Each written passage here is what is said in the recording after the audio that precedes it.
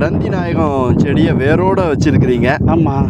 நிறைய பேருக்கு இது பேரை கேள்விப்பட்டிருப்பாங்க, ஆனால் கண்டிப்பாக பார்த்துருக்கிறதுக்கான வாய்ப்புகள் ரொம்ப ரொம்ப கம்மி. ஆமாம். இது எப்படி இனங்காண்றதுன்னு சொல்லுங்க. இதில் பாருங்க வெள்ளை வெள்ளையன்னு மல்லிகைப்பூ மாதிரி இருக்கும், சின்ன பூ இருக்குது. அது பாருங்க விதையா அப்படியே விதையா உண்டாயிரும்.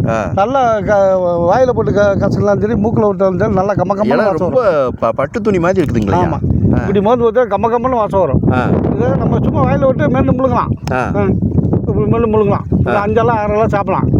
இப்படி சாப்பிட இதோட 2 மிளகு சேர்த்து சாப்பிடணும்.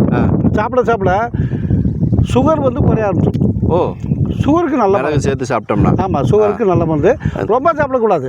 இந்த காய்ச்சலுக்கெல்லாம் இதை காய்ச்சலுக்கும் பயன்படுத்தலாம், ஃபீவருக்கு பயன்படுத்தலாம், தலைவலி, மண்டை வலி, மண்டை குத்து, மூக்குல ஜலதோஷம், இந்த வைரஸ்னால வரக்கூடிய நோய்கள் பூராமே இது பயன்படுத்தலாம். எப்படி பயன்படுத்துறது? இப்போ சொன்ன இலை 5 4 சாப்பிடலாம், ஃப்ரெஷ்ஷாக கிடைச்சா. ஆனால் பெரும்பாலும் அப்படி கிடைக்காது. வேற ஒரு எளிமையான வழி செஞ்சிடலாம். இதை வந்து நம்ம பிடுங்கி நிலப்பாலமாக காய வச்சுக்கணும். பவுடர் பண்ணி சோறுலமாக வச்சுக்கலாம். புட்டவியல் செஞ்சுக்கலாம்.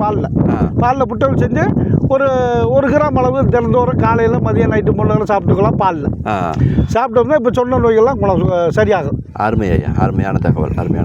நன்றி ஐயா. நன்றி. அவ்வளோ.